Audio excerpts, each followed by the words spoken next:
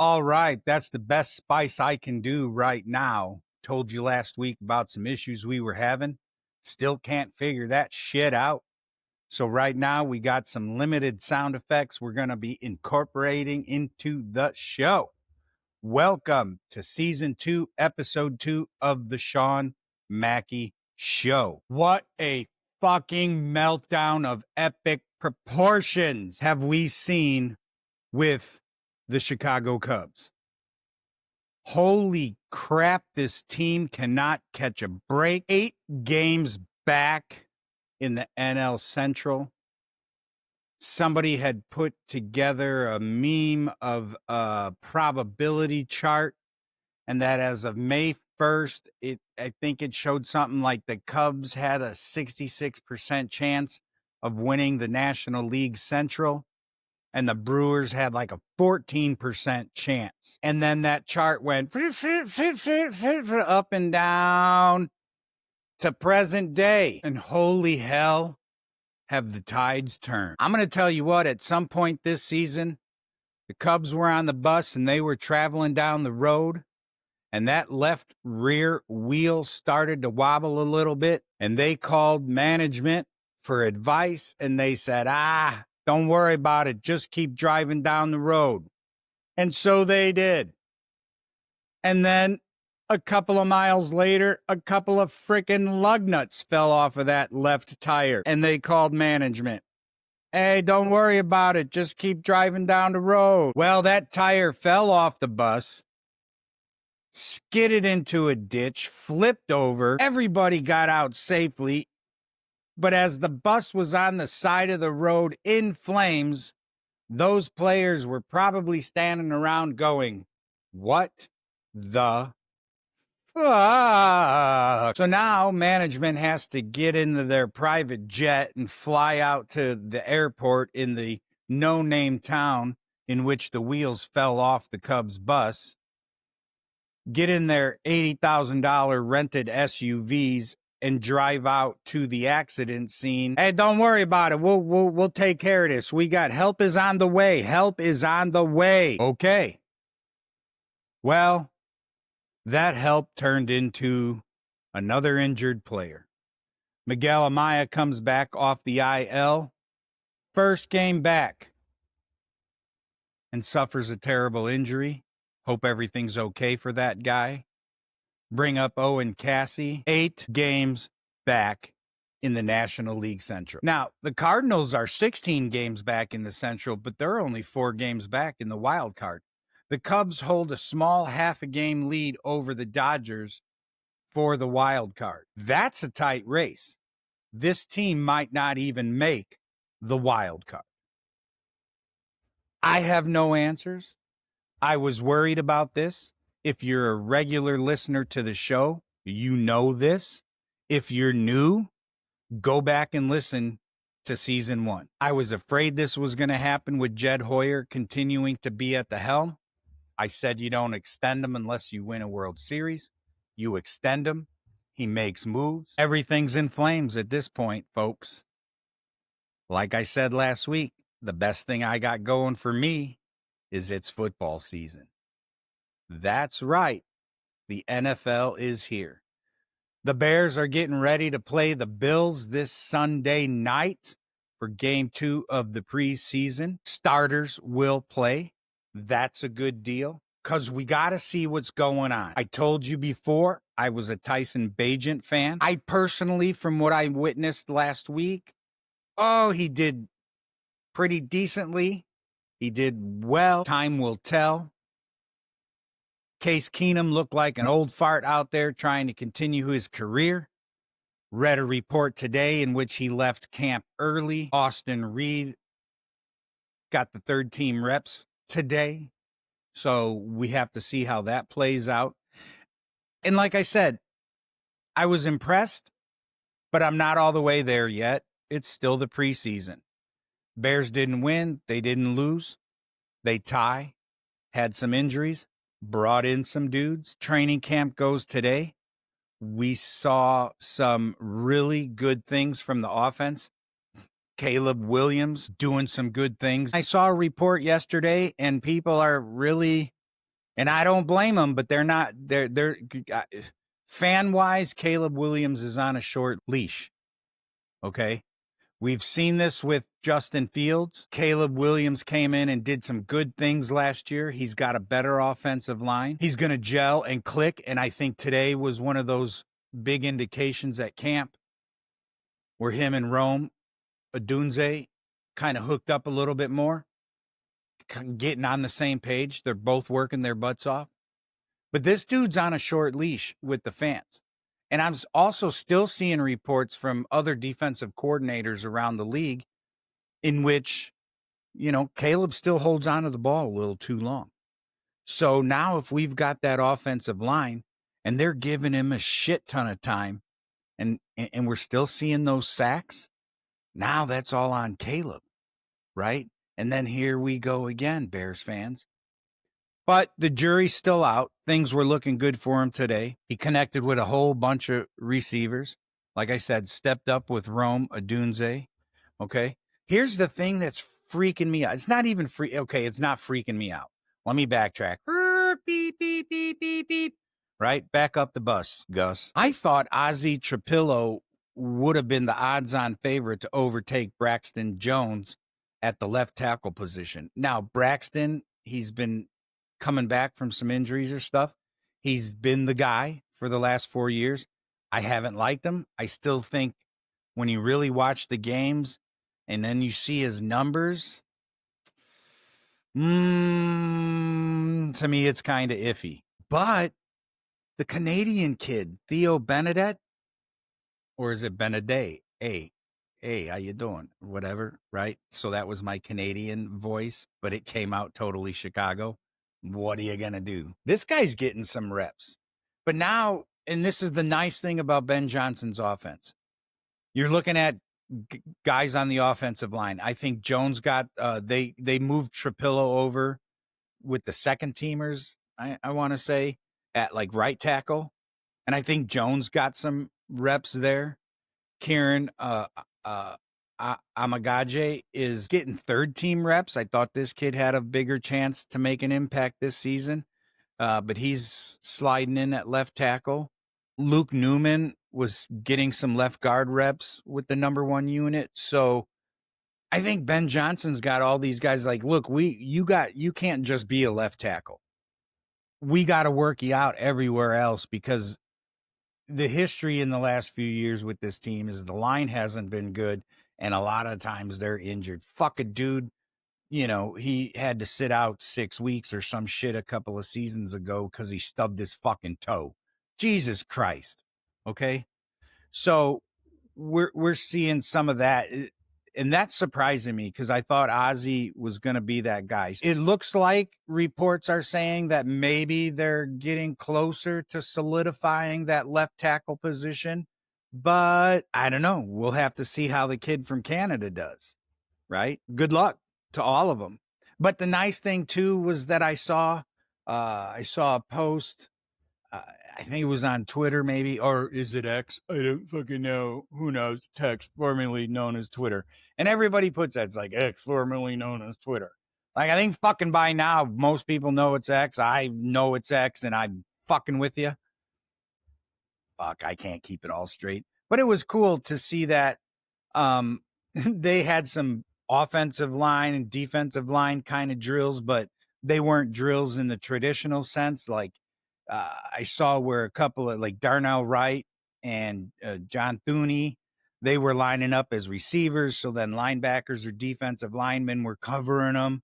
And both of those guys, Darnell Wright pulled down a catch and so did Thuney, so these guys are looking and it was cool to see because they were celebrating and, jumping and doing the chest bumping. And I remember those days playing football when you were doing football stuff, but it wasn't really football stuff, right? You're working your ass off. You're in two-a-days in high school. You're playing semi-pro, whatever, college ball.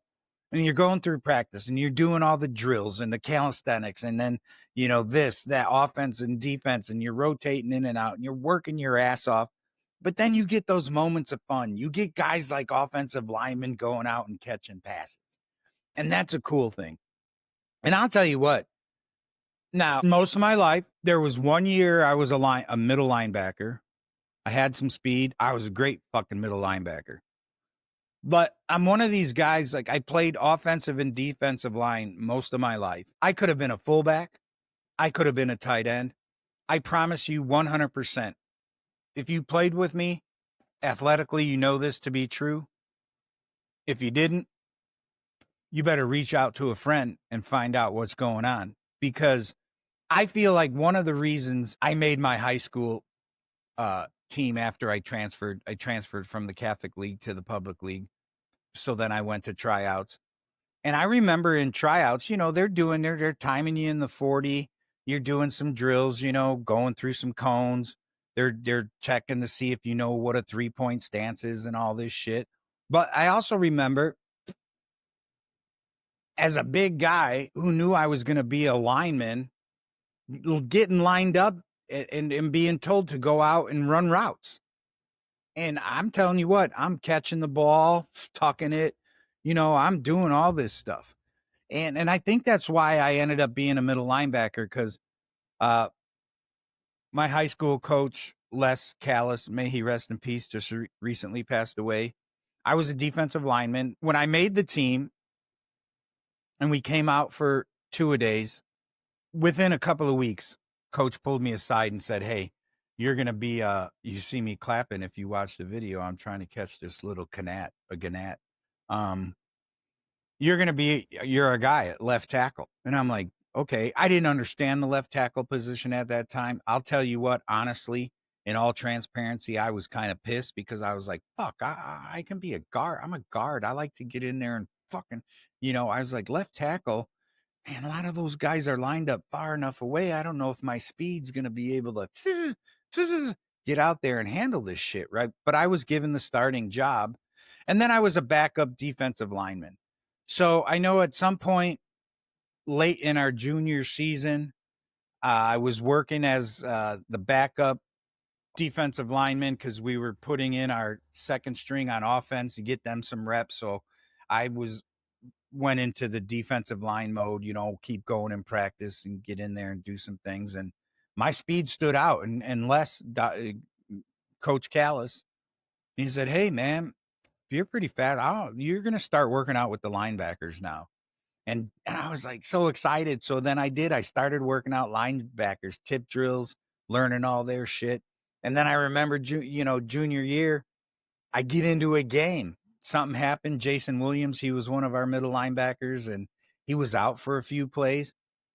So I get in the game, and now I'm playing. I'm a couple of tackles, 1-2 series here or there. And then by senior year, I'm one of the starting middle linebackers. So I feel my athleticism. And a lot of these guys, Joe Thuney, Darnell Wright, hell, when they were younger playing high school ball, they probably came out and played other positions. And then they just kind of get bigger and everybody gets switched around. Who's the guy on the Bears defense? Oh shit, last week's game. I want to say Dominique Rob. Oh shit. Anyway, I was watching the game, and like, this dude's huge. I mean, he looked like, imagine back in the day, Alonzo Spellman, right? And they said this guy came out of high school as a quarterback, started college as a quarterback, got converted to wide receiver, and now he's like a defensive end for the Bears. And dudes keep growing, and they just keep getting bigger and bigger and working out, but their athleticism is what kind of carries them into the professional ranks. And to me, that's totally fucking awesome and cool. So we're getting ready today. You're going to get this episode on Sunday, Bears Bills. We'll see what that brings, but we gave you a little bit of insight to what's going on with Bears training camp. So we promised you last week that we were going to discuss a few more nicknames in the NFL that we personally, me, the host of the Shawn Mackey Show, thought were kind of cool. I'm not saying they're the best. I think you could probably find some more. If you find other nicknames that are cool, like I've been trying to get you to do all season one, throw me a message on Facebook, click on the link on Spotify that says drop us a message, tell me what you're thinking and I'll hook up with you or I'll get you out, and a shout out on the show. But hey, don't be shy. See what I'm saying? So, a couple of other nicknames, and we'll probably continue this a little bit next week for finale of the preseason. Because once we get into regular football season mode, we're going to try to do some things where we record ourselves watching the Bears game so we can use clips for the YouTube channel for our podcast. And then we will actually record and get all of the NFL into the Sunday episode. You got that to look forward to. And I'm hoping by then I got this whole fucking sound effect background music thing figured out because I really want to do that. But here's another great NFL nickname that I just love, Chuck Bednarik. This is a throwback. If you're old and listening to this show, you know. If you're young, Google Chuck Bednarik, Bednarik. And they called him Concrete Charlie. Now, this dude is known for, he hits your ass. I'm going to tell you what, I love this guy, watching old clips of this guy, because I feel that when I played, that's how I was. I flew around the field and I would fucking just try to lay into your ass. We played a lot of football growing up, no equipment, contact, full tackle football. And I would throw my shoulder into you at full speed. I know, and I'm sorry, but I know I dislocated a shoulder once. I know I dislocated a knee, and I didn't hit the dude in the knee. I hit the dude and blocked his ass right in the fucking chest. And he dislocated his knee. I'm not proud of that, but I'm just using it as an example of how I flew around the field and I hit folks. Now, Concrete Charlie, Chuck Bednarik, I'm telling you, you Google this guy. There's a clip of him just laying out Frank Gifford. And Frank Gifford's a Hall of Fame NFL player. He was a really good player in his own right. He was a host on like Monday Night Football. He was married to Kathy Lee. She was that host with, I don't know, I think she hosted maybe a little bit with Michael Strahan. I'd have to look into that. My memory's kind of boom, boom, boom. I know Michael Strahan was with Kelly Ripa, but I know Kathy Lee had a show, and Frank Gifford, and he's a good ball player. Chuck Bednarik just fucking laid him out, right? And Bednarik comes out as the number 1 overall pick in the 1949 NFL draft. He comes from University of Pennsylvania. You know right there, this dude fucking hits, right? But he doesn't get his nickname because of how he hits. He doesn't hit you as hard as concrete, although he did. He's one of these throwback guys that had an off-season job and he worked doing and selling concrete. So they call him Concrete Charlie. Oh, shit. You got to love a nickname like that. Now, this next guy, is it a nickname or is it just a moniker someone else placed upon him? But this comes from Chicago Bears' own coach, Eric Bieniemy. And I know that when Chris Berman, and he does his fastest 3 minutes in the NFL on Monday Night Football, and he gave Eric sleeping with Bieniemy in one of his clips. Bieniemy was a running back. So at some point, Chris Berman, boom, he hits him with that nickname. But, that's kind of Eric sleeping with Bieniemy. But it's kind of a crazy nickname. I'm pretty sure people don't walk around and say, hey, how you doing, sleeping with Bieniemy? Hey, sleeping, how you doing? But I had to throw it in there, okay? Now, I'm going to finish out with this last guy because, again, I want to talk about a few more next week on the finale of the preseason for the Chicago Bears before we get into the NFL season. But here's a guy, slinging Sammy Baugh, right? He's the quarterback credited with being the throwing, the what you want, the prototypical throwing quarterback in the NFL. He plays in a time when the running game is still the attack mode of choice for coaches. He gets the nickname from a sports writer when he's playing at Texas Christian University.